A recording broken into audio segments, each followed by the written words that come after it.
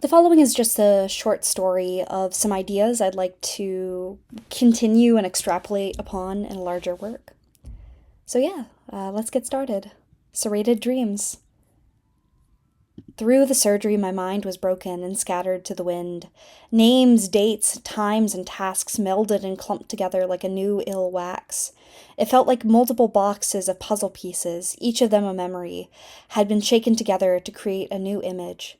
My magic felt stronger, voracious, and hungry. It felt like a growing dust storm of poisoned green. I remember being dressed up as an icon of my nation, a powerful feminist killed, commodified, and straight-washed before her time. I wore her silver choker and tight teal coat at my husband's gala. "If you do this, you'll do more than practice loquacity. You'll save our nation," he said to me sharply. "You can be my conduit." Of course. I remember getting a telegram from my dearest ex-colleague, begging me not to go through with the procedure, to not believe what people were saying about her, reminding me of the drinks we'd share, the art we'd create together, and saying that her power could knit me back together when it went awry. I crumpled the paper. Part of me yearned to be with her, but there had to be a reason she was now called the scoundrel, not smart or stupendous. I remember sitting with my son in these memories. His face was a spiral of scribbles. We baked fruit pies, contra danced together, and made quilts. My husband was always shouting at him, but I couldn't remember why. Oh, I had so few memories left, and I had to fight to hold on to them. My husband's doctor had said that recovering from this operation would take only 2 days, but it had stretched into a multi-week ordeal. The pale purple blanket swaddled around me felt like a tomb, and my mouth was filled with phlegm, while my tongue was covered with lye spots and canker sores. He said that afterwards I'd be stronger, yet I felt closer to death than convalescing. Still, you had to muster what energy you could. I sat in front of my dark, muddy yellow walls and started intricate drawings with spirals of pastel yellow paint, trying to complete a portrait of my son. I wasn't certain if it would be best to depict his hair as long or short, or his nose as flat or pointy. As I painted, my satin green dress swirled around me, bunched up with rows of neat ribbons. Even in my ill state, I had drawn so much, yet the walls seemed unchanged. As the alarm outside chimed, I packed up my supplies and stood by the door, a hefty steel one which locked from the outside. I glanced down at my hand, a strange small screen installed at the base of my palm. There was a green ribbon tied tightly around my neck, as I anxiously stimmed with the tassels while I waited. The door slid open with a low click. My husband before me, broad-shouldered, slicked-back brunette hair, and a dark green sweater with ornate jewelry. He held out a cup of red bush tea to celebrate our victories. I chugged it. The surgery. We'll still have to see if this operation was a success, but you've been brilliant, dear. I wanted to tell you I'm going to be the finance minister in the new prime minister's cabinet. That's lovely. I hugged him tightly, burying my head in his shoulder and pushing aside my desire to cry. He ran his fingers through my long black curls. "Are you ready?" I nodded shakily. "How's our son? I want to see him." His expression shifted in a way I couldn't discern. "You know, he's been busy with his grad school program overseas. He's been planning to have the scoundrel locked up." "Of course. I'm sorry." We headed through the sprawling corridors and stairs of his grandiose manor, gas lamps and tchotchkes signposting our journey. Beyond a set of blue double doors, there was the hospital wing. The murmur of machinery filled the air. There was a twisting web of cables and wires alongside a hubbub of foot traffic from medical staff, making it trickier to maneuver through. Eventually, a low, pained groan filled the room, the wails causing the walls to shudder. Peering into one of the rooms, I spotted a man, gaunt and sallow, blue screens installed into his hands, and he was dressed in a green tuxedo. Doctors were discussing his inevitable death. I couldn't remember the details of his life, yet I knew he had a boyfriend, a relationship he had kept secret, and his partner wouldn't be let in here. I winced and continued walking. At the far end of the hallway, there was a bed with 2 guards and my husband's doctor standing in front of it. Then the man who laid upon it was covered in bandages, odd, strange, orange wounds zigzagging across his body, his teeth twisted out of place, with tongue and head lolling to the side. He would occasionally flail, groaning. His eyes were gold, and a blue jacket adorned with medals lay next to him. He seemed crucial, yet I couldn't remember his name. My mind was too scrambled. I ought to know his name. "This plan's a Hail Mary," one of the guards grumbled. You speak beyond the jurisdiction of your station, my husband retorted. Relying on a new eldritch instinct, I held my palms towards him, green sigils and warbling energy rising off of me and undulating towards him. The fluorescent light bulbs up ahead melted, then reshaped themselves anew to let new beams of light cascade down. I found myself murmuring a tune I hadn't understood before. The green energy coalesced into a serpentine dragon of green smoke, which carefully wrapped around the patient before disappearing, seeping into his skin. I closed my eyes, and there was a low beep. I felt my brain, body, and heart fall back into their natural rhythms.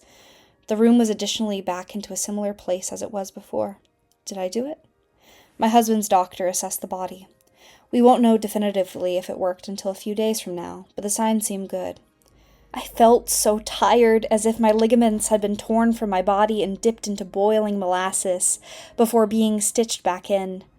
Yet I knew there was more work to be done. As the guards and doctors discussed, we headed down to the basement. There was a secret hidden corridor we took. Dreary, dark walls surrounded us, a dim, glowing statue stationed in the center. Metal slots occasionally jutted out here and there from the sheer darkness of the walls. Papers were piled so high that it took the tenacity of fording a river to muddle through.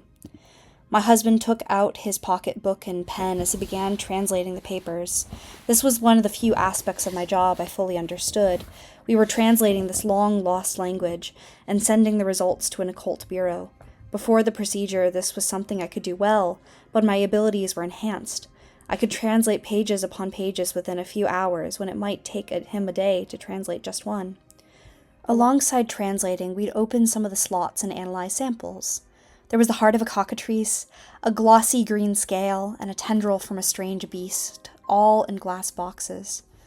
I felt a new connection to them, as if I could smell their memories.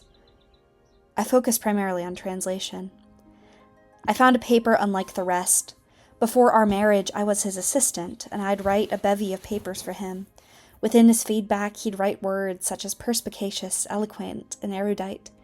He was usually so serious, but he'd write it with little hearts above the eyes. I let myself taste a morsel of nostalgia before folding the paper and returning to our work.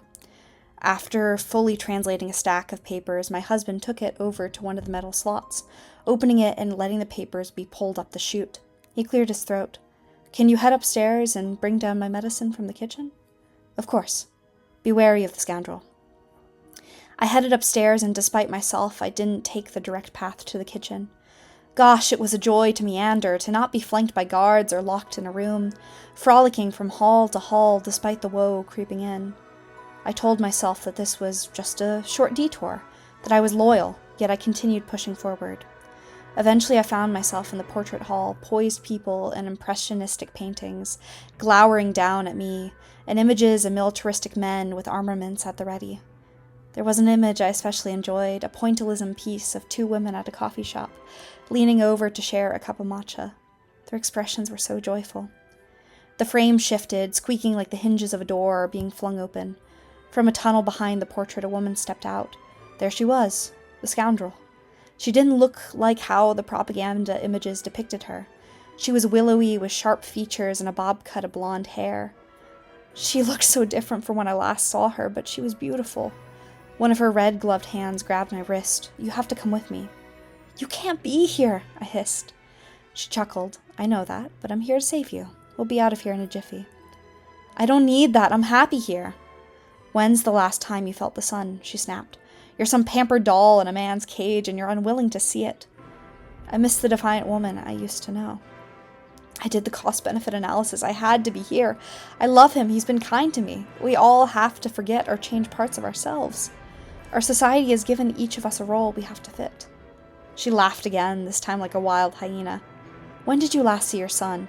"I don't know." "He wants to talk to you. Hell, he has a piece of mind he'd like to give his father." Behind us, I heard the shouts of guards. I took her hand and let her hoist me up as we shut the portrait door behind us and booked it for the exit. Her hand glowed, this warmth traveling through me. I remembered when we worked together as assistants for my husband. I remembered her writing, quixotic, sharp, and kind. I remembered our hidden affection, how we'd stay up so late discussing a possibility of a utopia where we felt like we belonged. I loved them both dearly, but I made the choice which made the most political and economic sense. I wish I could fix his heart. He could control our province, yet he had turned to Faustian bargains and blood-soaked coins. We came to the gardens, lavish pools, towering palisades, and golden decor all around us. Sitting in the crook of a cherry tree was my son. My husband had lied to me. Our boy wasn't some grad student hunting down the scoundrel. He was a gangly 11-year-old with freckles and brunette curls. I still couldn't remember why, but my husband had kicked him out of the home 2 years ago. He leapt from the tree as I caught him and spun him around. He asked me if I was okay. Through panic breaths, I told him I felt fine. I carried him as we dashed to the property line. Once I crossed a toe over the line, I felt the new parameters that had been placed into my mind kick into high gear. This vile pain twisted through my body. It felt like a burning metal rod had been slammed into the base of my skull. As I collapsed and writhed, a group of guards surged forward, my husband with a pistol and blade in hand. "Can we drag her across?" my son asked. "I'm not sure we have the time," the scoundrel grunted. As then she shouted to my husband, "I was happy to hear of your latest victory. A man who can't win on his own accord, so he turns to gerrymandering and voter disenfranchisement.